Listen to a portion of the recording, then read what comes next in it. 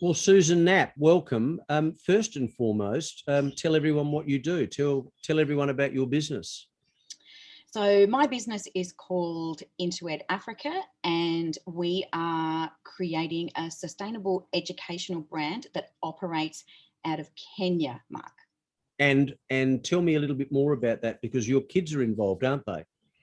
Yeah, so my kids are involved, where the mission of our organisation is to create purposeful enterprise that transforms communities. So it actually starts with my children, who are my three youngest, who are 17, 11 and 7, and they each have their own purposeful enterprises here in Adelaide.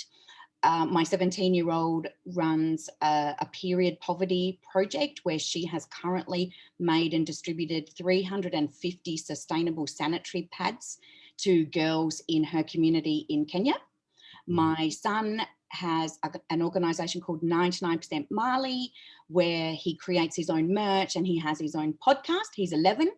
And my 7-year-old makes candles, soaps, and she's a fashion designer. And all of the kids sell their products to put into projects that we run in Kenya. Wow, what a worthy purpose. Now, you're actually one of my very first students, and you very kindly invested in 6 Steps to Free Media Publicity. Susan, what did you know about promoting your business prior to investing in 6 Steps to Free Media Publicity? Nothing. I didn't know anything. It would never have even crossed my mind that this was a channel that I could do without paying huge amounts of money to employ an expert in the field to do that for me. And I think I said I was a beginner. Yeah. And at that point, you didn't understand how it worked. You didn't understand anything about the media, what the media wanted, the fact that the media are crying out for good content. You had no clue about that. No clue at all. So and I was so thrilled for you. I think, it was 4 or 5 weeks ago now, maybe a bit longer, but I remember you ringing me and thanking me for the course, which was very, very generous of you. But far more importantly, you also said that you'd actually put together a media release and you'd actually had someone contact you. Can you tell me, first and foremost, what that experience was like? And secondly, how did it come about? Well, it was actually quite a shock to get the call and to get it so quickly. But I think what actually worked was, and I hadn't even finished the course when I did my first media release. So I think I'd only done section 1, and we had an event coming up around International Women's Day. And I figured we had nothing to lose by following the steps in part 1 and just putting it out there. And so I literally followed your steps word for word, in terms of the title, what needed to be in the title, the paragraph header, everything, the meticulous formatting of the actual document. And I just followed it step by step and tried my luck. And of course, you're talking about the media release there, which is such an important module. The media release itself, as you know, is so important. And you touched on the headline.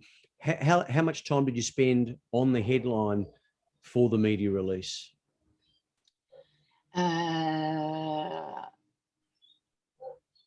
I think I actually sat with it for a while. I brainstormed as I was going through the steps of section 1 of the course. I just wrote down some potential headlines sort of as I was learning, and then just worked out, when I was actually constructing the media release, worked out the one that I felt sat best with what you were saying. And in terms of that headline, and bearing in mind, with respect, you weren't experienced in any other, in any way, shape or form.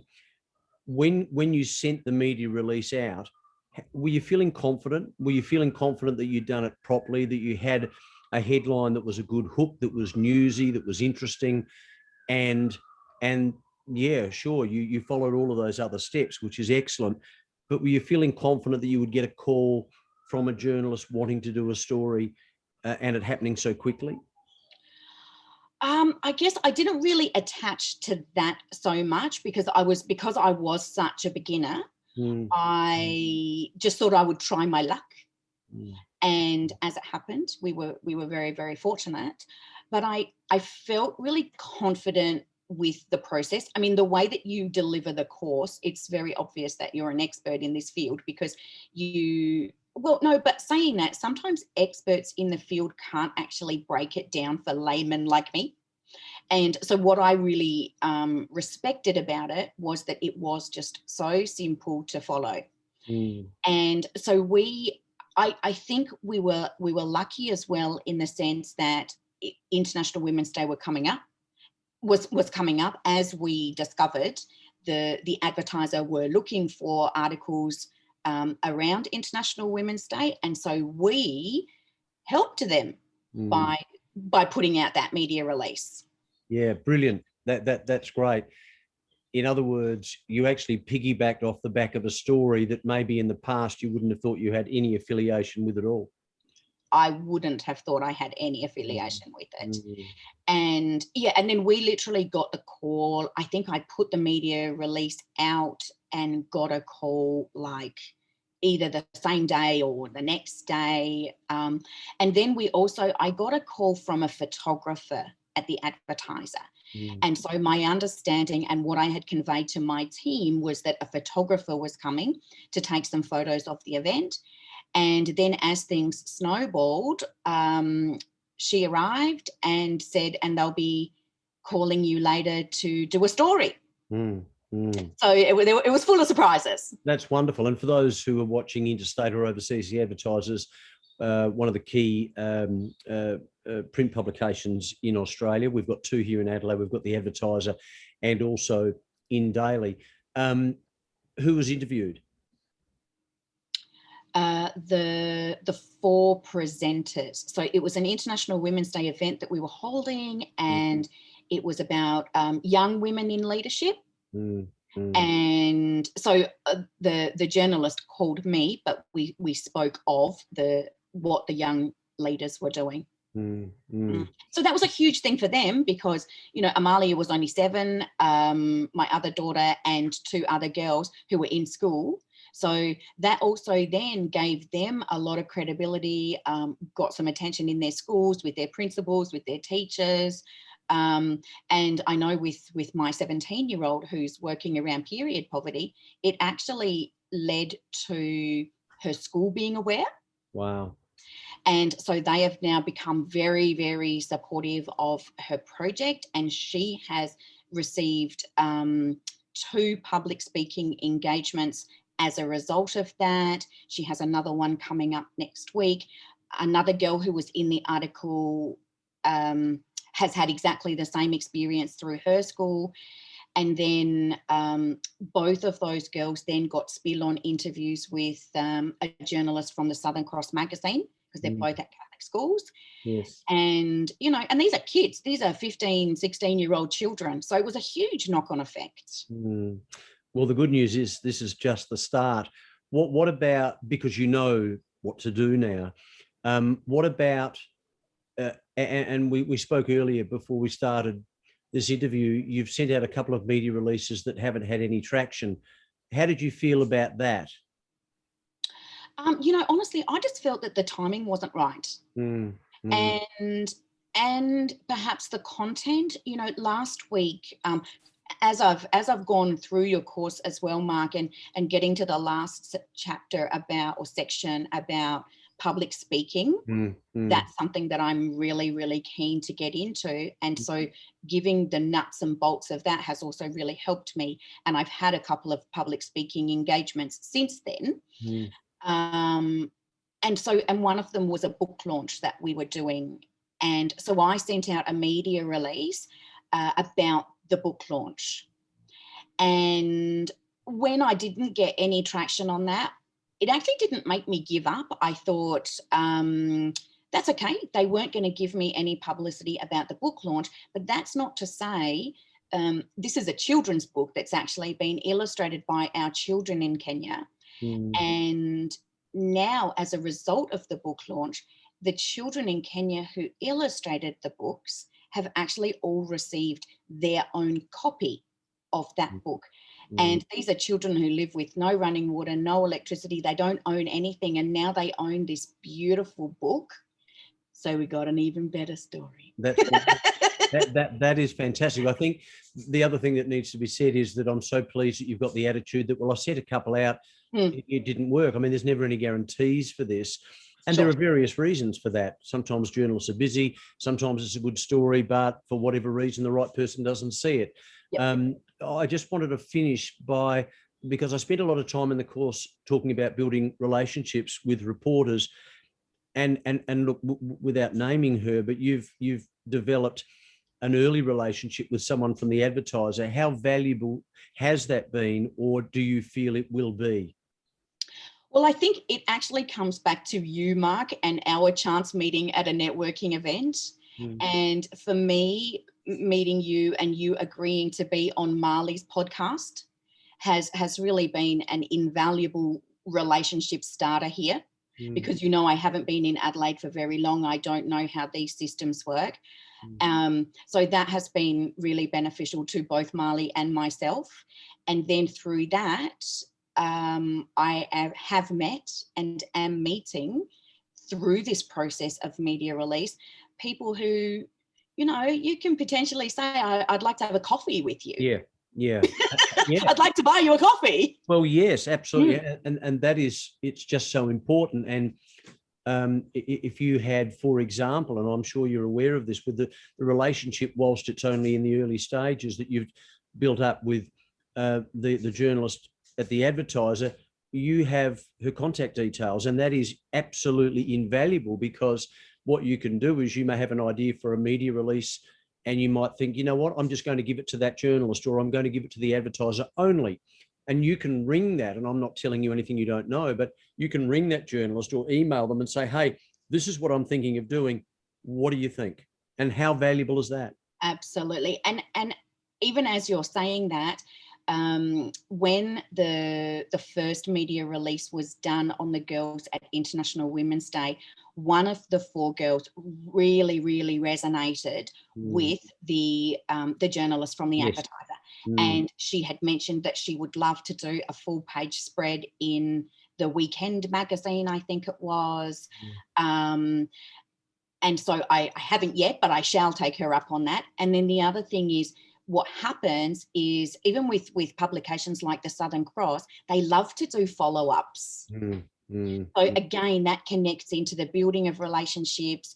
You know, I mentioned the kids and I have got a radio interview coming up on a major radio station, and it just plants that seed for you to then continue to develop those relationships. It's really, really important. Absolutely. And look, and lastly, and you may have just answered that question, I don't know, but of the 6 modules within 6 Steps to Free Media Publicity, what do you feel as though the most important element that you understood, or that you learned? What was the most important point out of all of it? Is there one? Well, I have to tell you something funny, Mark, because I got the course for what I thought was an absolute bargain, that I actually thought it finished at the end of module 1. Oh. Like, I thought that was it. I thought, well, this is how much money I've paid. Oh, okay. So everything else was just like this huge bonus, and it just kept unraveling and unraveling with more and more wisdom and so many more practical tools. Thank you. That's very kind. I'd be embarrassed if it was just the one module. Mind you, initially when I was putting it together, I was thinking very seriously of making it 5 days, but no, I'm just joking there. I'm just like 5 days of 24 hours. No, I'm just joking. No, but I thought for the amount that I paid and for the value I got just from the first section, even if I hadn't got a release, just what I learned about possibility from that first chapter, was huge, and then it just kept going and going and going. But I think there's three key learnings. One is never give up. Yeah, absolutely. If you actually believe in what you've got, and you understand how the media can potentially leverage that, don't give up, and don't take responses personally or lack of responses personally. Great point. So don't give up would still come to keep persisting.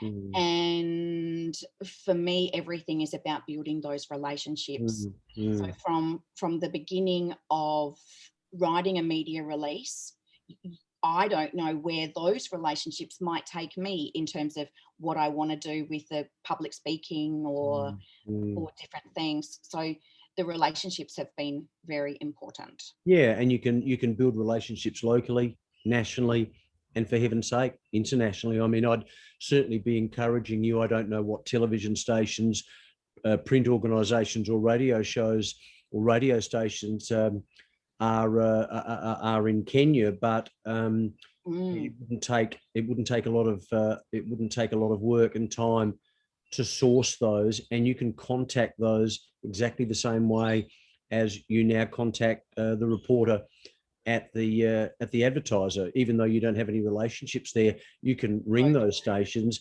ask them who might be a reporter that you would like to talk to about a particular story.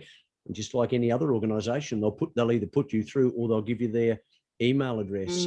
So global is a great way to think, and you know, because you're in a space that is so giving and so loving and so warm and so beautiful, and you've got three beautiful kids who are doing this, you know, led by a beautiful mother. It's a wonderful story. And in times where, you know, we see so much and hear so much and read so much negativity, stories like this, journalists all over the world love. You're in a great space. You're in a great space. Hey, Susan, thank you. I very much appreciate that. Now, before you go, please give your business another plug and yours and the kids, and let us know what the any Twitter or Facebook or Instagram handles are, and of course websites. Thank you, Mark. So we are on Instagram at IntoEd with the number 2, IntoEd_Africa. 99% with the word percent Mali, Amalia_Malaika. They're our Instagrams, and on our website is www.interedafrica.org, and under that website you'll find all the kids' activities and what we do in Africa and all of their products. Susan, bless you. You've been a wonderful. Bless you, Mark. Thank you so much. I was about to say you've been a wonderful student. That makes you sound as though you're about 7. But no, I'm still your student. In this zone, I'm still your student. well, that's lovely. I feel as though I'm a teacher, and I can remember when I was at school, one of my teachers said, "You will never be a teacher. You will never be a teacher because you can't put two words together." So now you've been mine in this zone. So we're all teachers and we're all students. Yeah, and you're doing a great job, and so are the kids. Susan, thank you so much. Thank you so much, Mark. Appreciate it.